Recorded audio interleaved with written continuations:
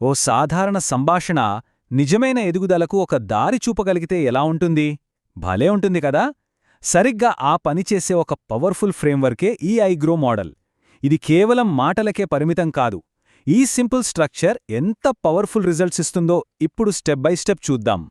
ఇక్కడ ఈ బొమ్మ చూస్తే ఐగ్రో సారాంశం మొత్తం అర్థమైపోతుంది. ఇది ఏదో యాదృచ్ఛికంగా జరిగే సంభాషణ అస్సలు కాదు. ఇదొక నిర్మాణాత్మకమైన ప్రయాణం, ఈ మెట్లు ఎక్కుతున్నట్టే అన్మాట. ఈ ఫ్రేమ్వర్క్లో ప్రతి అడుగు చాలా ఉద్దేశపూర్వకంగా ఉంటుంది.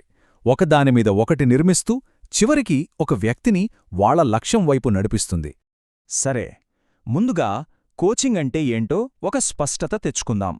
కోచింగ్ అంటే మన దగ్గర అన్ని సమాధానాలు ఉండటం కాదు, అస్సలు కాదు. అవతలి వ్యక్తి తమ సొంత సమాధానాలు వాళ్లే కనుక్కునేలా, వాళ్లలోని సామర్థ్యాన్ని బయటకు తీసేలా సరైన ప్రశ్నలు అడుగటం. ఇదే మనం నిర్మించబోయే ఫౌండేషన్.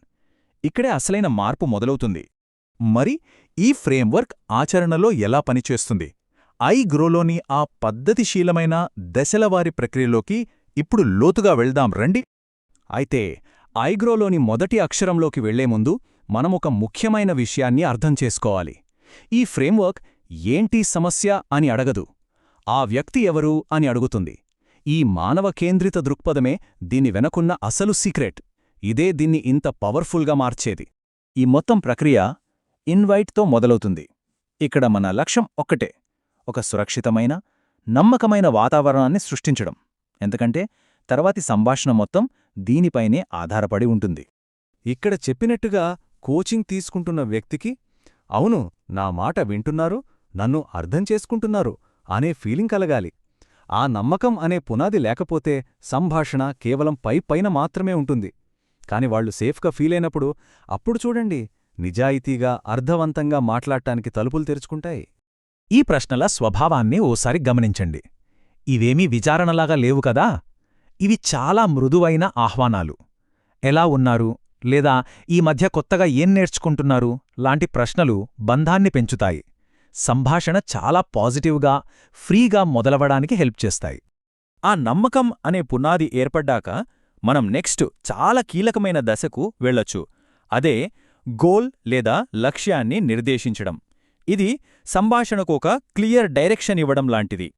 ఒక ప్రభావవంతమైన లక్ష్యాన్ని కనుక్కోవాలంటే ముందుగా ప్రస్తుత పరిస్థితిని అర్థం చేసుకోవాలి. దాని నుండి మనం ఎక్కడ ఫోకస్ చేయాలో గుర్తించాలి. అది చివరికి మనల్ని ఒక స్పష్టమైన, కోరుకున్న ఫలితం వైపు నడిపిస్తుంది. ఇది బ్రాడ్గా మొదలుపెట్టి స్పెసిఫిక్గా వెళ్లే ఒక ప్రాసెస్ అన్నమాట. సింపుల్గా చెప్పాలంటే ఈ గోల్ దశ ఒకే ఒక ప్రశ్నకు సమాధానమిస్తుంది. ఈ సెషన్కు విజయం అంటే ఏంటి? స్టార్టింగ్లోనే సక్సెస్ని డిఫైన్ చేయడం వల్ల మొత్తం సంభాషణకు ఒక క్లియర్ పర్పస్ ఉంటుంది. ఇవే ఆ ప్రశ్నలు. ఇవి ఒక అస్పష్టమైన ఆలోచనను తీసుకుని దాన్ని షార్ప్గా, ఆచరణీయమైన లక్ష్యంగా మారుస్తాయి. సంభాషణ మొత్తానికి ఒక టార్గెట్ సెట్ చేస్తాయి. ఓకే, ఇప్పుడు మనం ఈ ఫ్రేమ్వర్క్లోని అసలైన విశ్లేషణ దశలోకి వచ్చేశాం. అదే రియాలిటీ అండ్ ఆప్షన్స్. సొల్యూషన్స్ గురించి ఆలోచించే ముందు అసలు ప్రస్తుతం పరిస్థితి ఏంటి అని నిజాయితీగా చూడాలి. ముందుకు ఎలా వెళ్లాలో ప్లాన్ గీసే ముందు మనం ఎక్కడున్నామో ఖచ్చితంగా తెలియాలి కదా. ఈ రియాలిటీ చెక్ ప్రస్తుత పరిస్థితి గురించి ఆ నిజాయితీగల అంచనాని మనకందిస్తుంది. ఈ స్లైడ్ చాలా అద్భుతంగా వివరిస్తోంది.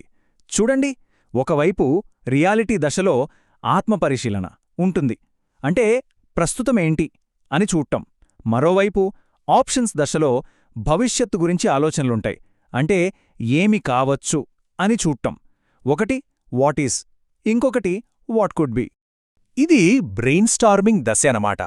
ఇక్కడ మన లక్ష్యమేంటంటే సాధ్యమైనన్ని ఎక్కువ అవకాశాలను సృష్టించడం, క్రియేటివిటీని ప్రోత్సహించడం. ఈ సమయంలో ఏ ఐడియా కూడా చిన్నది కాదు, ఏదీ అవుట్ ఆఫ్ బాక్స్ కాదు.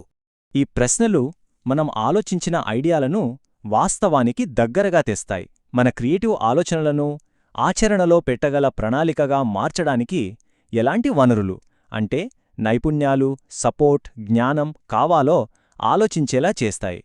ఇప్పుడు మనం చివరి, బహుశా అన్నింటికన్నా ముఖ్యమైన దశకు వచ్చాం, విల్ డూ. ఇక్కడే మాటలు చేతులుగా మారతాయి. ఇక్కడ ఉద్దేశం చాలా సింపుల్ అండ్ క్లియర్. ఆలోచనల నుండి యాక్షన్ ఐటమ్స్కి షిఫ్ట్ అవ్వడం.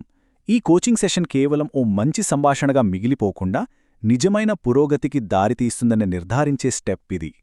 ఈ పదునైన ప్రశ్నల ఫలితమే ఒక స్పష్టమైన, నిర్దిష్టమైన యాక్షన్ ప్లాన్. ఇదొక బ్లూప్రింట్ లాంటిది. ఏం చేయాలో చెప్తుంది, ఎప్పటిలోగా చేయాలో చెప్తుంది, ముందుకు వెళ్లే మార్గాన్ని చాలా క్లియర్గా చూపిస్తుంది. ఈ ఒక్క ప్రశ్న చాలు సమర్థవంతమైన చర్య అంటే ఏంటో చెప్పడానికి. మన లక్ష్యం కేవలం బిజీగా ఉండటం కాదు, ప్రభావవంతంగా ఉండటం. ఏ పనులు చేస్తే అతిపెద్ద మార్పు వస్తుందో వాటికే ప్రయారిటీ ఇవ్వమని ఈ మోడల్ మనల్ని ప్రోత్సహిస్తుంది.